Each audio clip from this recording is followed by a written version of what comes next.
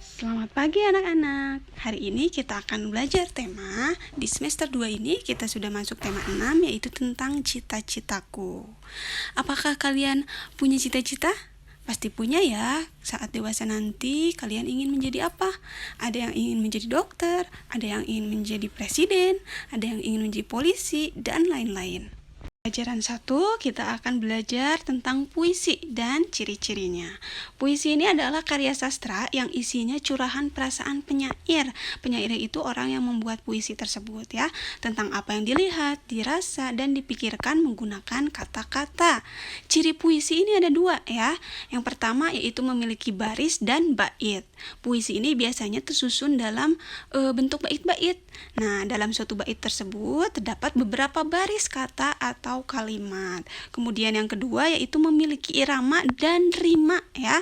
Irama ini adalah keselarasan bunyi pada puisi yang dibentuk oleh pergantian tekanan kata ya.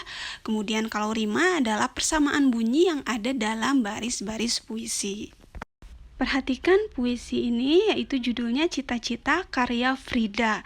Dalam puisi ini terdiri dari 2 bait ya. Untuk menentukan bait perhatikan ada jarak ya atau spasinya. Ada 2 bait. Kemudian dalam satu bait terdiri dari 3 baris ya. Perhatikan tanda panahnya itu barisnya ya. Kemudian rimanya yaitu a. Untuk menentukan rima perhatikan ujung katanya apa ya. Contoh baris pertama yaitu ada masa, ujungnya a. Kemudian baris kedua ada tanya, ujungnya a. Kemudian baris ketiga ada dewasa, ujungnya a. Jadi puisi ini berima a. Pada pembelajaran IPA, kita akan mengamati siklus hidup makhluk hidup. Pada makhluk hidup tentunya mengalami pertumbuhan dan perkembangan ya.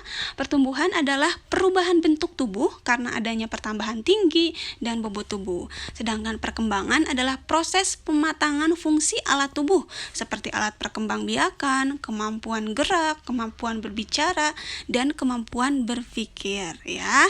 Nah, perhatikan di sini ada siklus hidup kucing ya, dimulai dari anak kucing, kemudian tumbuh menjadi kucing muda, tumbuh lagi menjadi kucing dewasa. Nah, ini disebut sebagai siklus hidup atau daur hidup. Pada pembelajaran SBDP, kita akan menyanyi sesuai panjang pendek nada. Sebetulnya ini sudah dibahas di semester 1, tapi akan kita bahas lagi ya.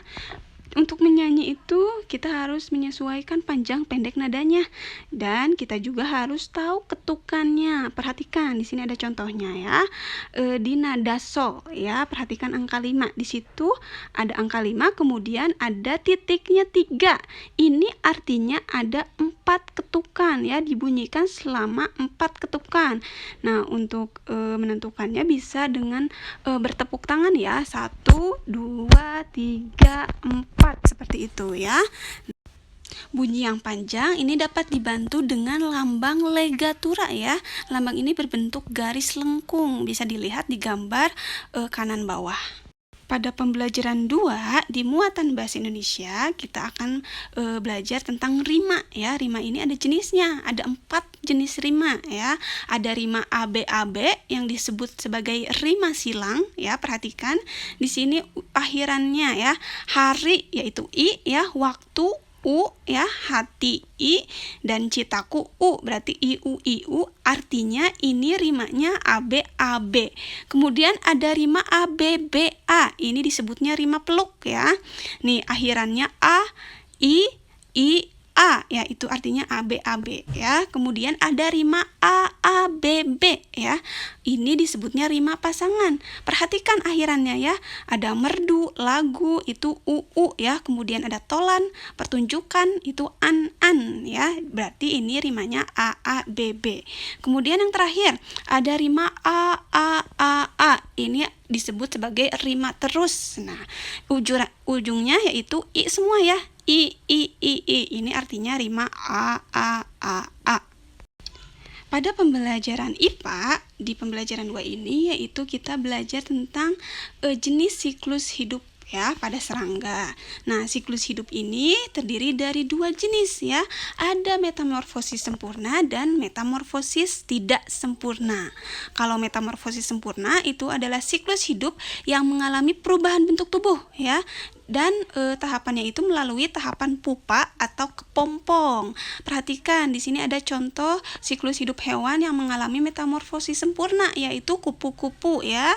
Dimulai dari telur dulu ya, kemudian telur berubah menjadi pupa atau kepompong, lalu kepompongnya berubah menjadi ulat, kemudian ulat menjadi kupu-kupu dewasa. Kemudian ada yang disebut sebagai metamorfosis tidak sempurna ya. Siklus hidup ini yang mengalami perubahan bentuk tubuh tapi tidak melalui tahapan pupa atau kepompong ya. Contohnya yaitu belalang ya. Perhatikan, mulai dari telur kemudian berubah menjadi nimfa 1 ya, nimfa yang kecil, kemudian nimfa 2, nimfa yang sedang ya, nimfa 3 yang besar, kemudian berubah menjadi belalang dewasa. Ini contoh makhluk hidup yang mengalami metamorfosis tidak sempurna. Lalu apa sih ya yang membedakan metamorfosis itu ya? Nah, yang membedakan metamorfosis sempurna dan tidak sempurna itu tahapan pupanya ya. Kalau metamorfosis sempurna mengalami tahapan pupa, sedangkan kalau metamorfosis tidak sempurna tidak mengalami tahapan pupa. Seperti itu ya anak-anak. Jika ada yang kurang mengerti silakan langsung bertanya ke ibu.